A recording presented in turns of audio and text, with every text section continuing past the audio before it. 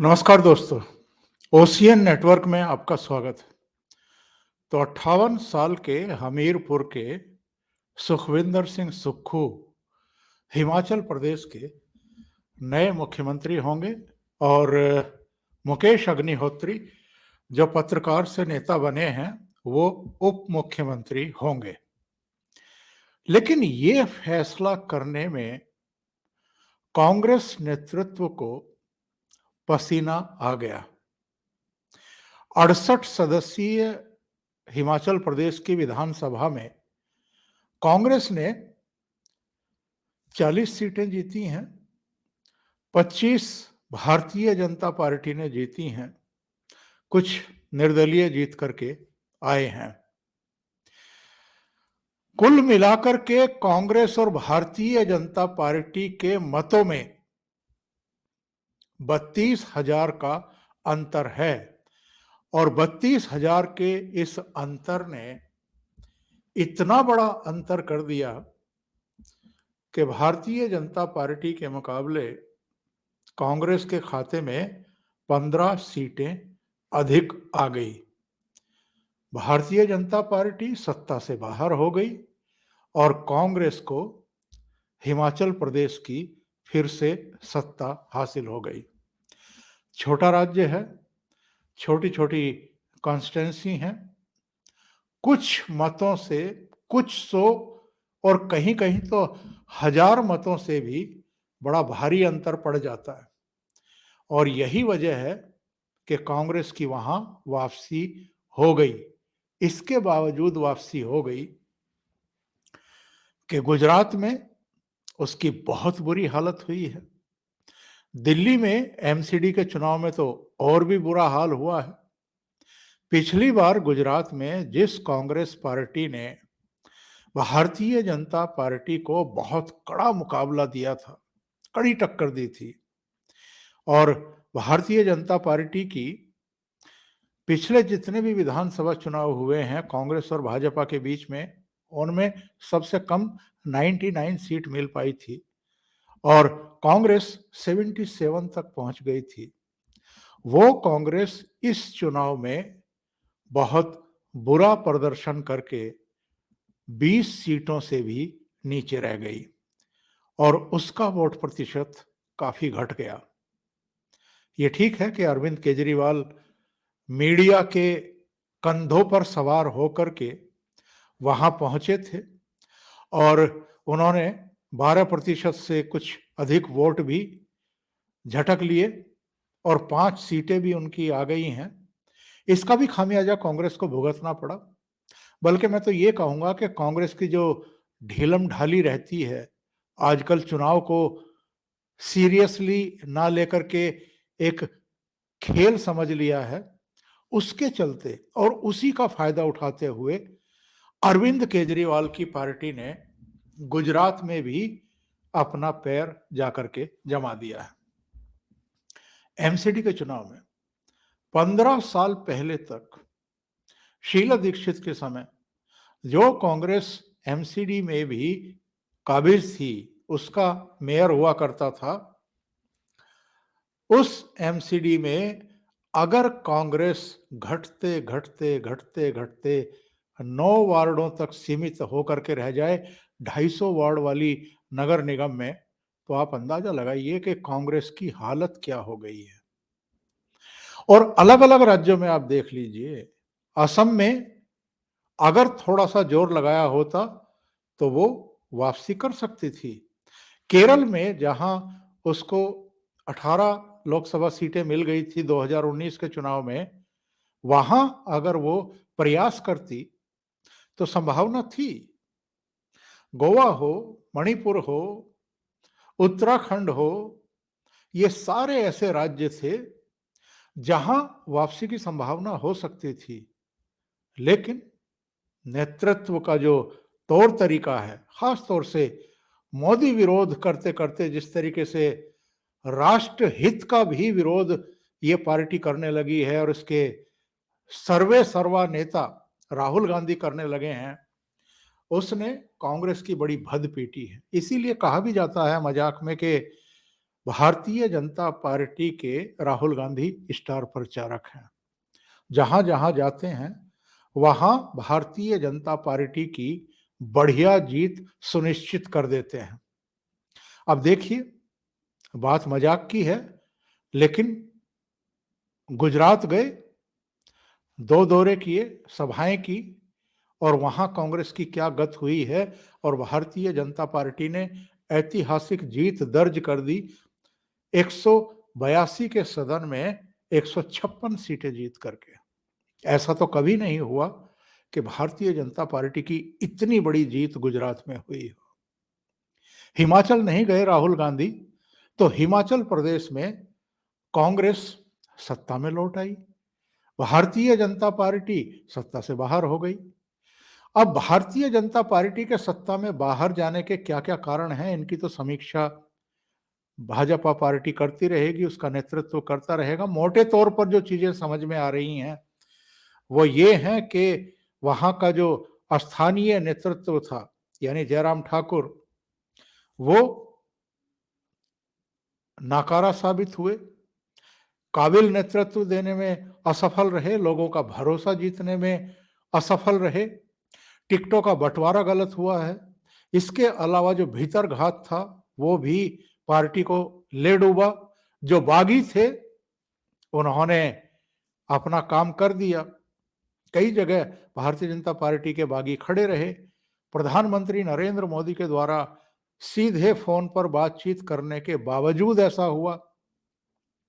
इसके अलावा भी जो ओल्ड पेंशन योजना है, वो भी एक मुद्दा बना, अग्निवीर भी एक मुद्दा बना।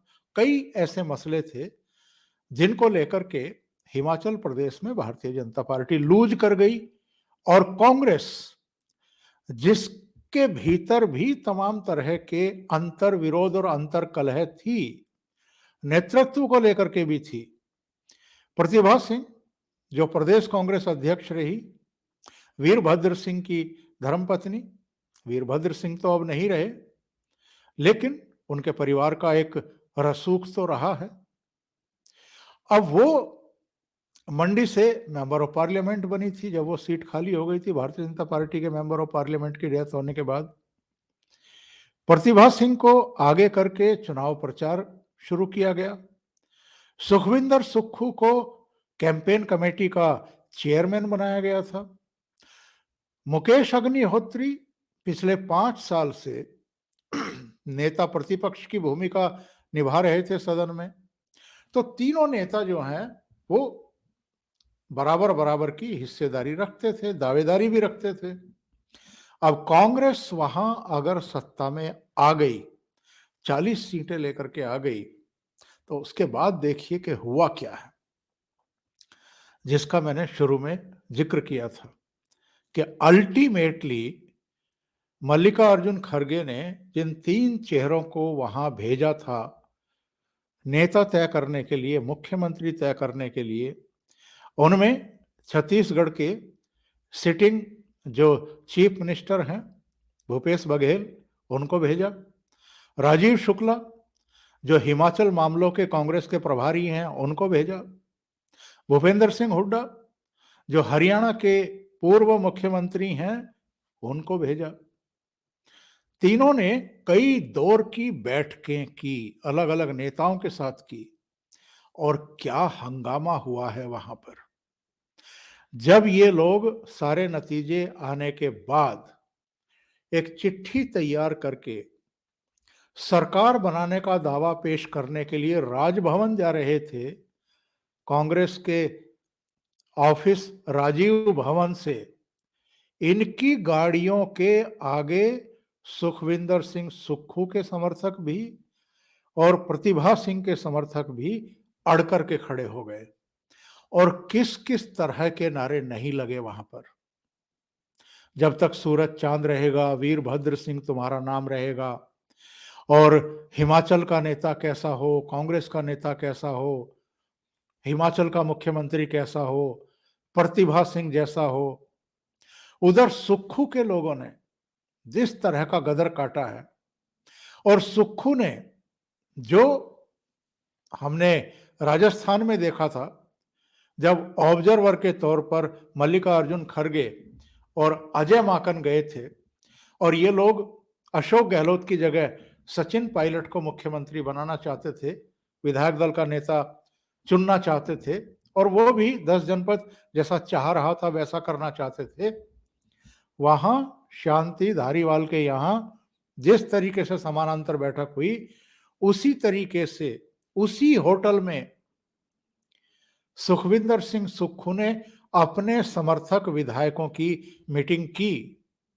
मेन जो अधिकृत बैठक थी उसमें जाने से पहले, और यह दावा किया गया इन लोगों की तरफ से कि उनके साथ 40 में से 25 एमएलए हैं। यानी एक मनोवैज्ञानिक दबाव और बढ़त लेने की पूरी कोशिश सुखविंदर सिंह सुक्खू ने की। प्रतिभा सिंह का खेमा लगातार आक्रामक था। उनके बेटे विक्रमादित्य जो जीत करके आए हैं शिमला देहात से, उनके लगातार बयान आ रहे थे। यहां तक बयान आ रहे थे कि उनकी माताजी को अगर मुख्यमंत्री पद दिया जाता है तो वो उनके लिए अपनी सीट खाली कर देंगे।